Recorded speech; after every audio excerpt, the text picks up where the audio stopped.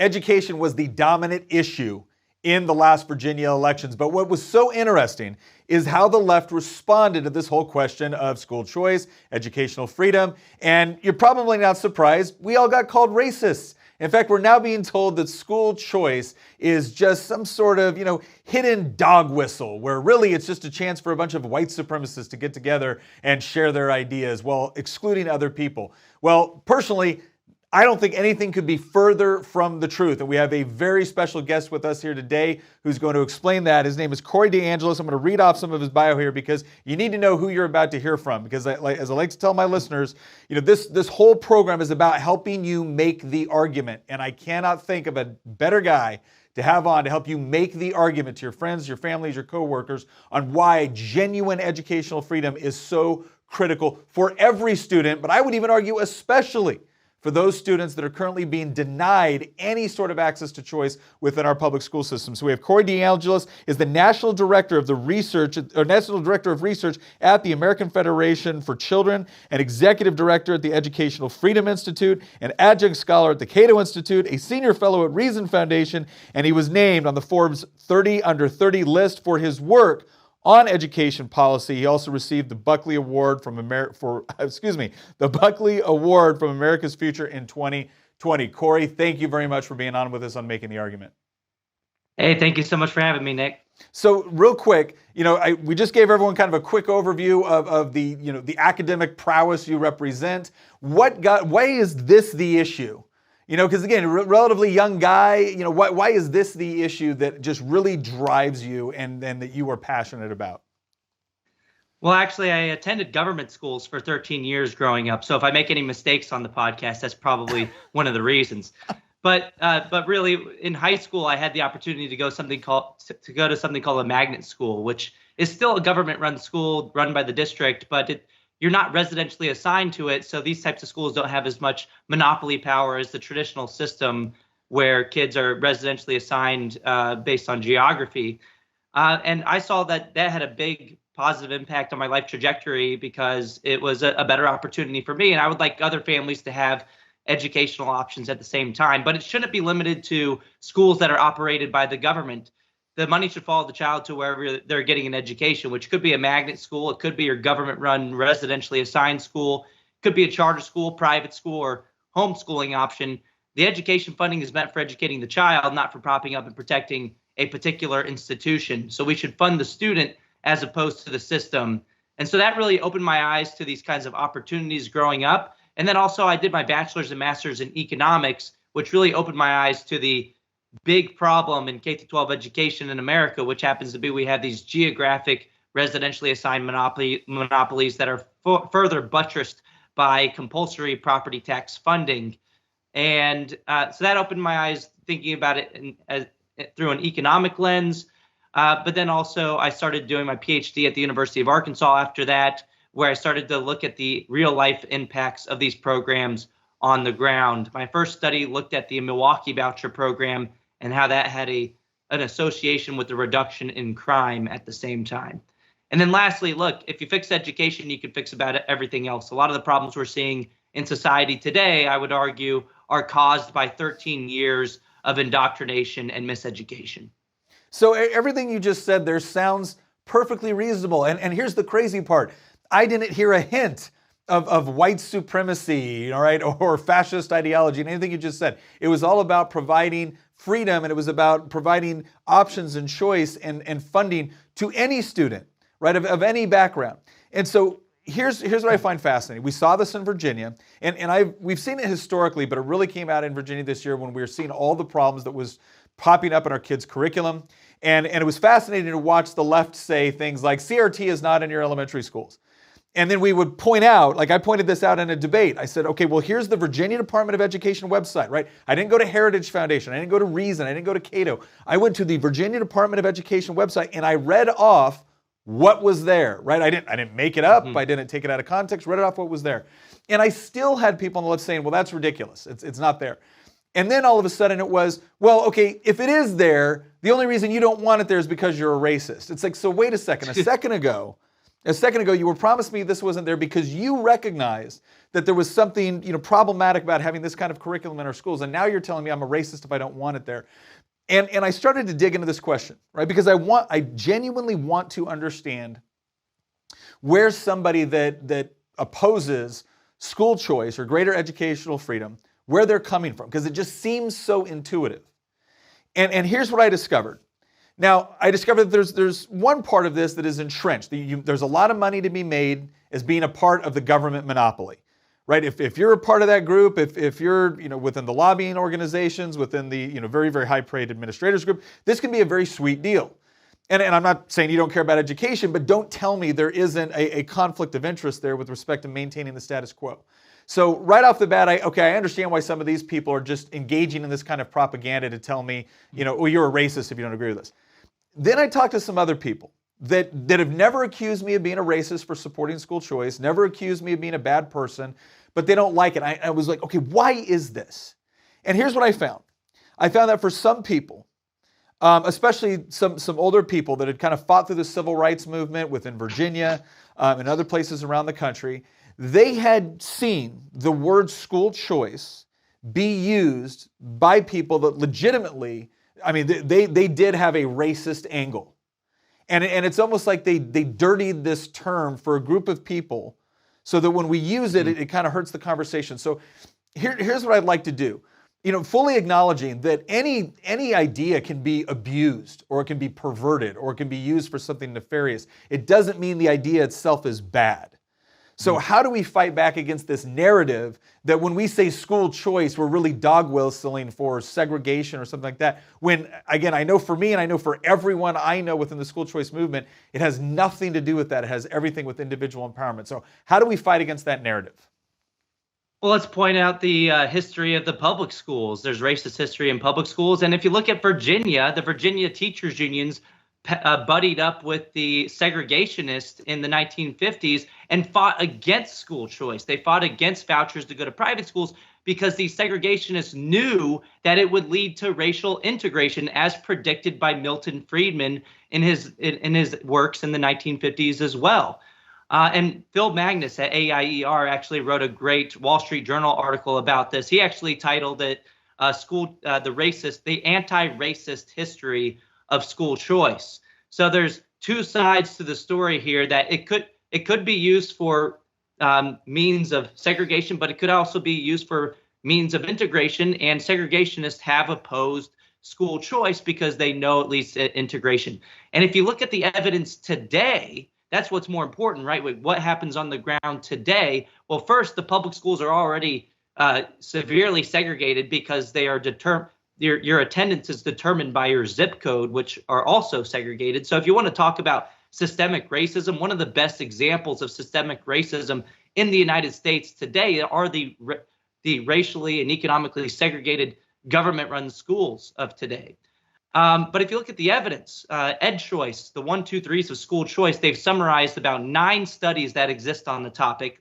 And 8 of the 9 studies find that on average, overall, in general, private school voucher programs, having the money follow the child to a private school if they so choose, actually leads to net racial integration. So we got to look at the actual evidence today, and the preponderance of the evidence suggests that private school choice leads to integration.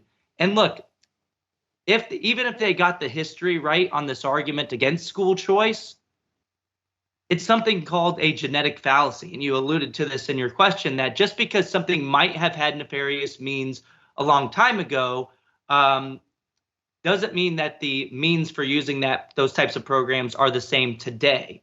And a lot of the same people that will try to paint school choice as racist because of some of its history, when you ask them, and I was in a debate with a University of Illinois professor that made this their entire argument against school choice, I just asked them, well, are you against the minimum wage too because of its history? Are you against gun control laws because of its history? And they would not answer that. And the reason that they didn't answer is we all knew that this person was a left-leaning individual that supported those types of policies. They're just using the racist label to attack any type of policy that they didn't like anyway. No, and look, and to get more to your question as well, is I don't even call it school choice anymore. I talk about this in terms of funding students directly and empowering families, or funding students as opposed to systems, just like we do with so many other taxpayer-funded initiatives like Pell Grants for higher education and pre-K programs. The money follows the decision of the family to a public or private religious or non-religious provider. Food stamps. We don't tell low-income families they must use their food stamp dollars at a residentially assigned government-run provider of groceries. That would be absolutely ridiculous. Instead, the funding goes to the family. They could choose Walmart if they want, but they could also choose Safeway, Trader Joe's, or any other provider. Let's just apply that same logic to K-12 education and fund people as opposed to government buildings. No, that's a great point. And I pointed this out recently too on a different platform where, somebody kept saying like, well, I don't get to choose how my defense dollars are spent. I said, well, okay, you're making this fallacious argument which says that because certain dollars are spent or allocated a certain way, therefore all tax dollars must be spent and allocated a certain way. And I know you don't believe that. And the reason why I know you don't believe that is because you would never dream of coming in and telling everyone with an EBT card, hey, never mind, we're going to take that back and we're going to assign you a government grocery store, which you're now going to be required to shop at. And I love using that example because if you look at, I've asked this question of audiences before. I said, education is important, so is eating. So if the government decided we were going to set up 10,000 government grocery stores and we were going to assign you one based off of your address, and when you showed up to the government grocery store, you weren't going to get to pick any of your groceries. That would be decided by a government board based off of what they thought was best for your family. Now, if you didn't like something in your grocery bag, no big deal. Just go through a long, elaborate lobbying process, either of your local school board, your state legislature, whatever it is, and try to get the products you want or get the products you don't want out of your grocery bag. And oh, by the way, none of the employees at this government grocery store will be rewarded based off of their creativity, work ethic, or ingenuity. They'll only be rewarded based off of seniority. Do you think that would be a good idea? And everyone universally says, no, that sounds absurd. I'm like, it's exactly what we did with public education.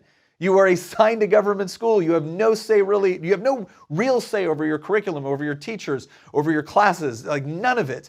And then none of your teachers are rewarded based off of how good a job they do. They're just rewarded based off of seniority. So how can you tell me that this is the sort of monopolistic government-run system that's going to produce a superior product? And how dare you tell me, 1 minute, you tell me that the government is systematically racist and built upon white supremacy. And then the next minute you tell me, and that's the only sort of school that people of color should be able to send their kids to. Like, how do you reconcile these things? And so, no, I love that you bring that point out because I do think it shows an inherent contradiction and an intellectual inconsistency in the argument against educational freedom. So here's my question. What do you think really lies at the root of this? Do you think it's, like if we're being generous, do you think it's something where most people, this is just what they know, and therefore that's what they're comfortable with, they feel secure with? Or do you feel that there's some people that they have a very, they have an agenda, and they see the public school system as a way to push it? What do you think? And again, I know we want to be careful on questioning other people's motivations, so we're not speaking broadly, but as we look at these different groups, who are, like, what are the various motivations that you see as being, potentials? Yeah, so I mean, look, a lot of people hear propaganda repeated over and over again from the teachers unions each and every year. So a lot of people just don't know the arguments. And when they hear these arguments and analogies about food stamp dollars following the decision of the family, higher education Pell Grants and the GI Bill following the decision of the student, pre-K dollars following the decision of the family, just about every other industry, we have Medicaid dollars, Section 8 housing vouchers, the funding follows the decision of the family. So a lot of them might not know, and you could really win over those types of people by using analogies and pointing out the logical inconsistency of the other side and the hypocrisy as well, right? A lot of the people who argue the loudest against school choice exercise it for their own kids and send their own kids to private schools. Joe Biden, for example, he sent his kids to private school, which is fine, and he attended private schools exclusively for the most part. Terry McAuliffe, the guy who says parents shouldn't be telling schools what they should teach, he got to tell his kids' school what they should teach by being able to vote with his feet to a private school that works best for them. But look, the root of all of this is power dynamics. And it's important that we point out these other industries that allow funding to follow the decision of the family because, look, A lot of the same people who support funding individuals as opposed to institutions when it comes to higher education, pre-K, and just about every other industry in the United States, they oppose it only when it comes to those in-between years of K through 12 education. And the only difference, the only way that you can bridge that apparent logical inconsistency is that there's a difference of power dynamics. That choice is the norm with higher education, pre-K, and just about every other industry in the United States. But choice threatens an entrenched special interest that would otherwise profit from receiving your children's education dollars, regardless of how well they do, regardless of how well how satisfied the families are. And what we've seen over the past year and a half, primarily in states like Virginia and California, regardless of whether they even open their doors for business. So of course they have a sweet deal. So they're going to fight as hard as possible to protect their monopoly at the expense of millions of families in perpetuity. But we got to realize that the reality is that this is the problem here, and we should be pushing for the needs of the families as opposed to the desires of a system. And the only way to make the schools listen to the needs of the families is to fund the student directly, provide bottom-up accountability by empowering families to choose the schools or home-based education providers that work best for them. Only then will the schools have an incentive to cater to the needs of the families as opposed to the other way around, which we have in the current system. No, and that makes sense. And it's amazing. You see that in every other area of our economy. When producers are essentially competing for customers, it incentivizes them to work harder, to work better, to innovate, to adapt. It allows other producers to adapt the good ideas that they see working in other areas, and they're able to do it very quickly. It's not like they have to wait on a legislative process to be able to implement these things. And so they're far more responsive and adaptive. And it's amazing that one of the other, I want to go over one other argument I heard, which I thought was fascinating. And then I want to move on to another question here about Virginia elections and what this means going forward, since education was a prominent issue, and it was a prominent issue on the Republican side. But there was this one argument. I was sitting in the General Assembly, and I heard one of my colleagues get up and say, what the Republicans are looking for is, they keep saying they want more competition in education, but competition creates winners and losers. And we don't want to think of any of our students as winners and losers. We want a strong public school that serves all. And I'm thinking to myself, oh my gosh, this is what she honestly believes about the nature of competition. She looks at competition as a competition between the producer and the consumer. No, it's a competition, and in many cases even cooperation between producers. So you may have one producer of education that does a better job than another one, but the consumer, the customer of the education, or like of any other product, they're the ones that win by virtue of the competition. Not to mention the fact, are you honestly trying to tell me that there's not winners and losers in monopolization? But it gave me just this incredible insight into the way that my colleague in the General Assembly was looking at this issue. When we said competition, what she heard was winners and losers. She didn't hear, no. We're actually going to create a situation of choice that exists everywhere else in the marketplace, or most places in the marketplace, where the ability to choose, right? And again, it's not just a choice between government options. The ability for you as a customer to be able to take your money elsewhere incentivizes those institutions to compete for your dollars. And if you take that away, well, then all that's left is now it's just the institution or the producers essentially trying to manipulate politicians or appeal to politicians rather than the students. And it was just fascinating to me to watch someone honestly believe that competition was going to hurt students as opposed to providing them more opportunities.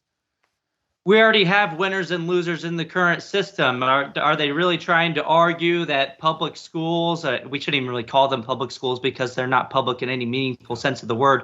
They're not public goods. They're rivalrous and excludable. They're not accountable to the public in any meaningful way. They're not accessible to the public. Families have actually gone to jail for lying about their addresses to try to get their kids into better quote unquote public schools. They're run by the government. They're operated by the government. They're regulated by the government. They're funded by the government, or at least the taxpayer, and they're assigned by the government. They're compelled by the government through compulsory education laws. They're government schools, not public schools. But look, there's already winners and losers in this current inequitable system where you have families that have access to the best government-run schools, and then you have some families that are relegated to these horrible, failing institutions that probably shouldn't even have their doors open much longer because they failed students for so long. I mean, if you look at the nation's report card, the latest data suggests that only 15% of students in the U.S. are proficient in U.S. history, according to the NAEP assessment. So there are winners and losers in the current system. But what you said is right as well, that the competition is among the providers. The winners are the customers, just like with any other industry. Would your colleague suggest that competition is bad in any other industry? Should we force everybody to go to residentially assigned government-run grocery stores? Should we say that everybody must attend their local community college, that low-income kids, if they do a good job, that they shouldn't have the chance to go to Harvard? Would we ever argue that? Obviously not. Should we say that everybody has to go to one government-run hospital and that they shouldn't be able to take their Medicaid dollars to a private hospital that may have more specialization in what that individual needs for treatment? Obviously not. No one would make those arguments, so we shouldn't make these arguments for K-12 education either. It just goes to show you that this logical inconsistency really runs deep. And look, the reality is the preponderance of the evidence suggests that competition works in K-12 education too. There's 27 studies on the topic, and 25 of the 27 studies find statistically significant positive effects of private school choice competition on the results in the public schools. So even public schools, in response to competition, will do a better job. School choice is a rising tide that lifts all boats, and public schools up their game in response to competition. This is a pretty clear result in the literature. So school choice doesn't destroy public schools. If anything, it makes them better. And a similar argument they'll say is that this steals money from the public schools, to which I respond, the money doesn't belong to the government schools in the first place. The money is meant for educating the child, not for propping up and protecting a particular institution. Yeah. And you can still take your money to the public school. If you like your public school, you can keep your public school. Unlike what was said about doctors before, it's actually true that in everywhere that there's been school choice, the public schools generally do a better job. And this is a win-win for everybody, for the families that get the options and for the families who choose, for whatever reason, to stay in the public school system. Well, yeah, and I think that's fun. Another thing we brought up a while back when we were talking to somebody, they were saying like, well, you're gonna defund public schools. I'm like, no, I'm funding education by funding the student. I said, what exactly do you mean? Well, if that parent doesn't like the public school that they're currently assigned, and then they take their kids' dollars and they send it to another school, well, then the school they left won't get those dollars. I'm like, yes, that is correct. That's the point. The school that is not educating the child will not get those dollars for educating that child. What alternative would you suggest? We should keep sending money to a school that is not educating children? Like, is that the? But it's amazing how people will say this, and give not even give a second thought to the just complete absurdity of the implications that they're suggesting. And again, I find it fascinating, but what I also find encouraging is that I think a lot of parents right now, and we've said this before, a lot of the people that were against school choice, that were very much advocates of government-run schools, they constantly campaign on this idea that they're the ones that really care about education, they're the ones that really, really care about your students. And so that was the narrative they ran on. Well, then they got power in Virginia. For the first time in a long time, they got power, and they implemented what they're going to do. So all of a sudden, now we have that intersection of your campaign narrative with the actual policies you're going to implement. And it turns out a lot of parents who were not hardcore conservatives, they weren't out there with Trump stickers on their cars, they were none of that. They were people across the entire political spectrum, but they saw the negative impact on their students, whether it was trying to get into, Thomas Jefferson, whether it was advanced placement programs, whether it was some of this curriculum and some of the stuff their kids were coming home with, whether it was some of the stuff in their kids' libraries. And what was fascinating is those were the parents that were standing up and going, hey, I got a problem with this. And the response was, well, you're a racist. And they're like, wait a second. And half of them were like, but I'm a minority. All I want is a better. So they got treated with just utter disdain and contempt by people that had told them for decades that we're the ones that really care about your kids' education. And so they lost. They lost on that narrative. They lost on policy because parents rebelled against it. And then they certainly lost in the arrogance that they displayed toward those parents for bringing up these reasonable issues. Now, that caused a massive turnaround in Virginia, right? Every political pundit, a year ago would have told you that Virginia was not just trending blue, but it was heading there full steam ahead because they had controlled every aspect of the legislature. They controlled the governor's office. Mm-hmm. They were implementing things that were just very, very outside of the norm typically in Virginia with respect to everything from gun policy to life to healthcare to energy policy and to education. All of a sudden, that got wiped out in 2 years. And now, for the first time in over a decade, there's a Republican governor, Republican lieutenant governor, Republican attorney general, Republican House of Delegates, still a Democrat-controlled Senate because they weren't up for election this year. But here's what I'm leading all this up to. First time in a long time I can remember Republicans really winning the election on education. And Republicans campaigning on school choice. That was one of the major things about getting more parental involvement, empowering parents, empowering students. And they won on this in a state nobody thought they would win. Now it comes time to how do you deliver on that promise? And I'm hearing a lot of talk about charter schools, and I'm fine with that. I like the idea of expanding charter schools. My problem is that school choice cannot be, in my opinion, school choice cannot be relegated to a slightly larger list of government-controlled options. And so, in your opinion, what does delivering on school choice in a way that will have the greatest impact on students and parents, what does that look like? Yeah, the gold standard of school choice, or the purest form that I would argue, and that most people in the movement would argue, of funding students as opposed to systems, is something called an ESA. Some states call it an education scholarship account. Some people call it an education savings account. New Hampshire just enacted something called an education freedom account. But it's all the same kind of idea, that the money that would have followed you to your government-run school instead goes to something called an education savings account. And you can choose to your public school if you want, or your government-run school. You can spend all the money there.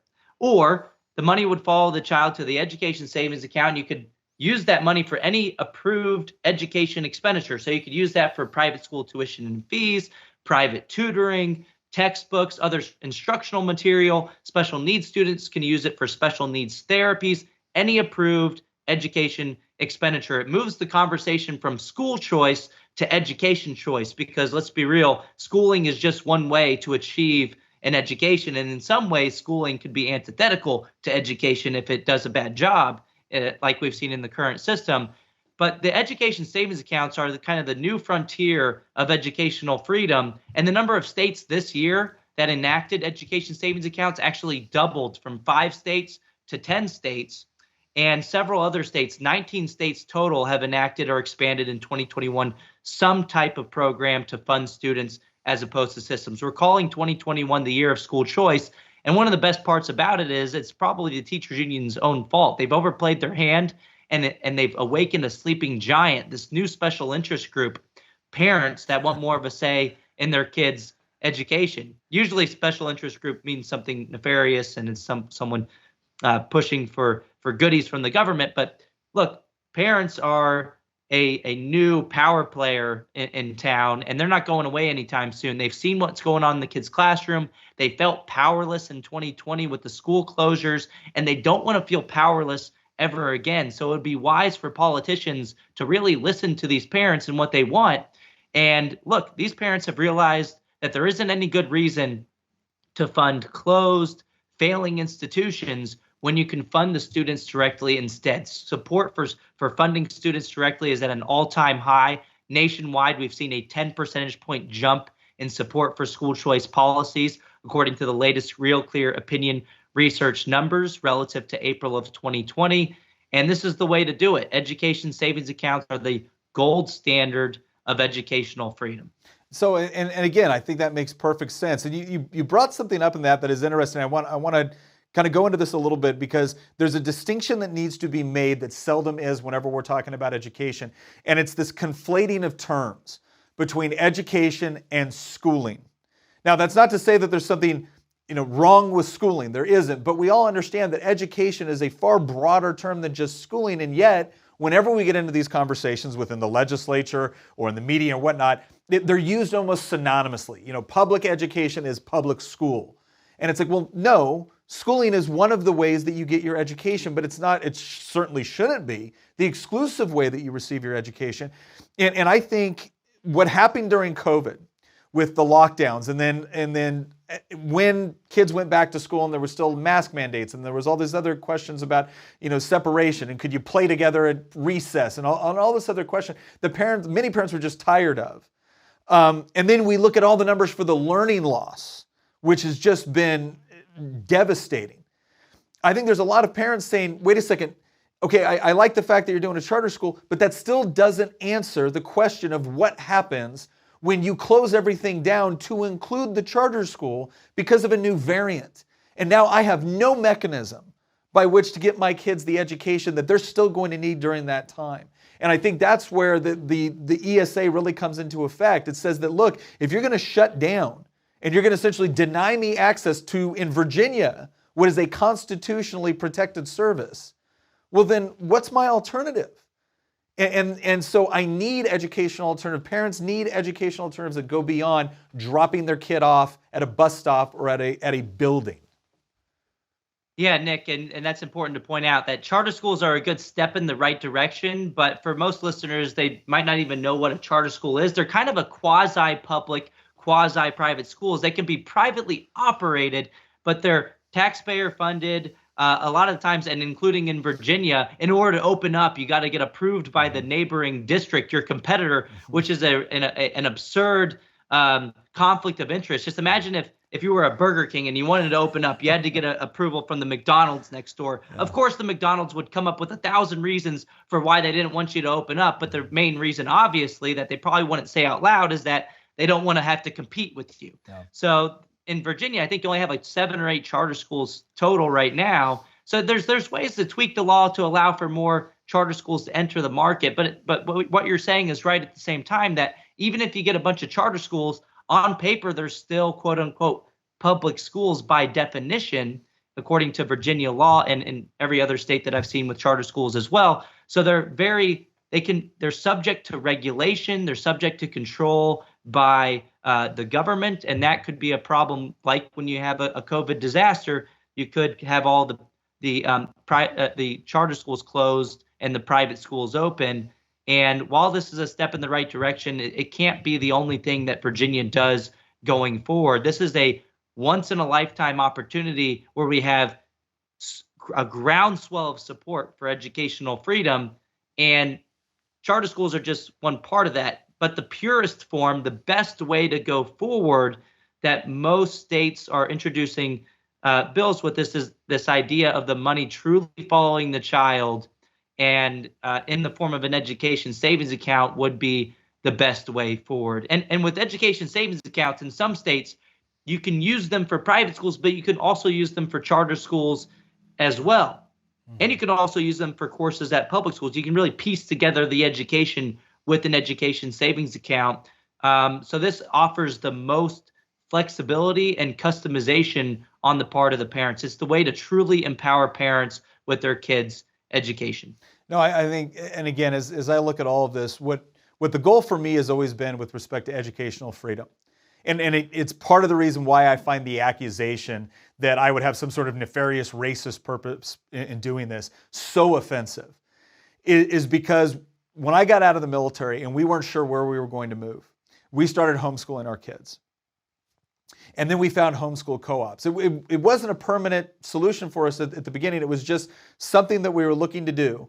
And all of a sudden we fell in love with it. Not all aspects, believe me. There are moments when we look at our kids, we're like, I don't know where you're going to go to school tomorrow, but it's not going to be here, right? But what we loved about it was the idea that when one of our children was having a problem with math or with English or with science or whatever it was, we were able to adapt the curriculum in order to get them the help that they needed in the areas in which they struggled, and to allow them to go as far and as fast and as detailed as they could possibly go in the areas where they were strong.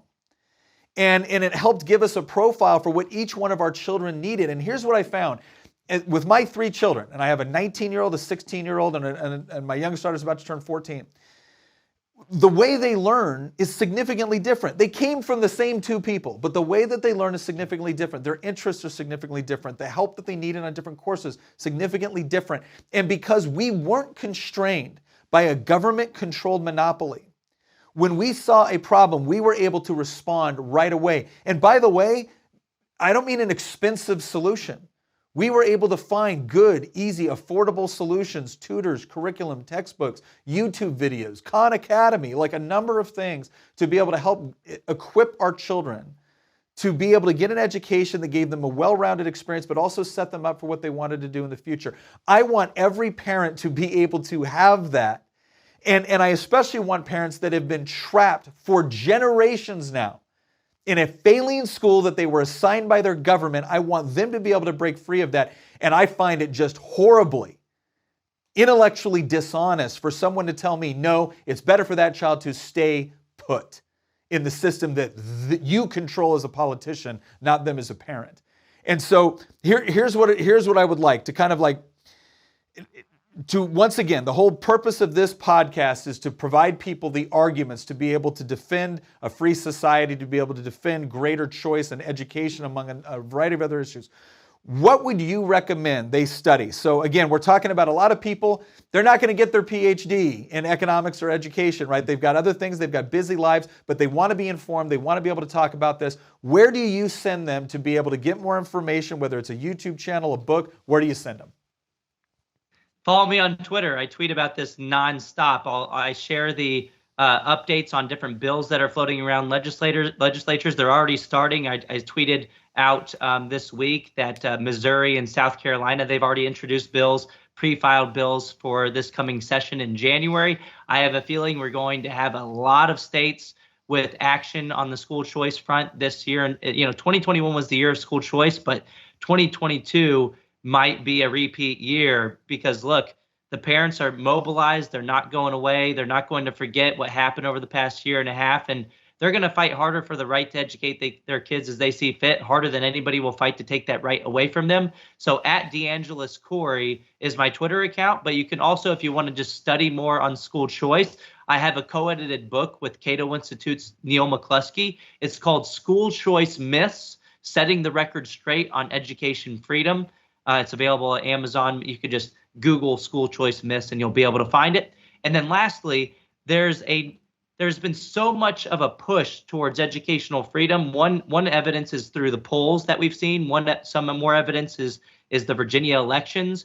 Some more evidence comes from just the amount of states that have expanded school choice programs this year. It's been at least 19 states now in 2021.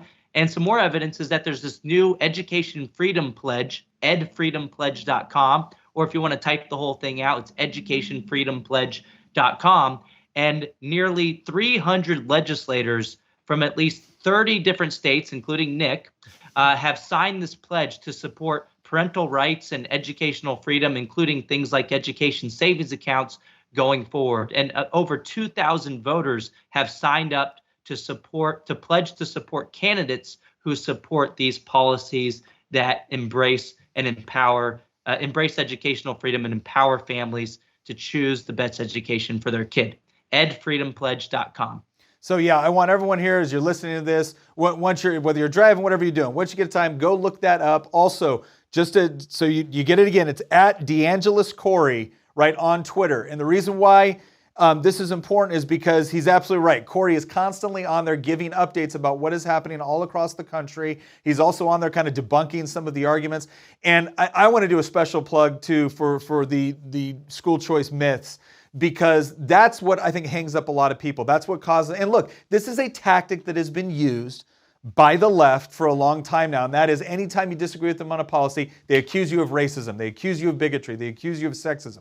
And they're not doing that because you've actually demonstrated any tendencies along those lines. They're doing it because the moment you are put off your game, the moment you feel like you've got to play defense, you sit down and you shut up and you stop saying anything, or you're careful about what you say in the future.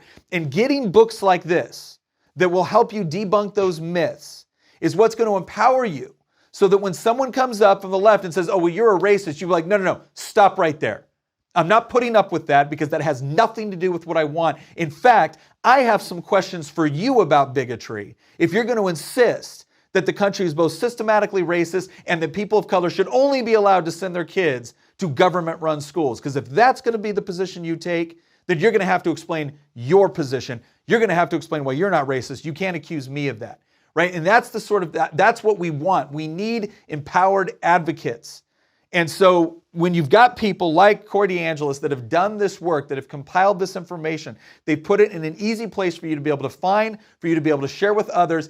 Take advantage of it, because what we're looking for now, what we need now more than ever, is not just an intellectual commitment to these ideas. It's not just a good intellectual argument for these ideas.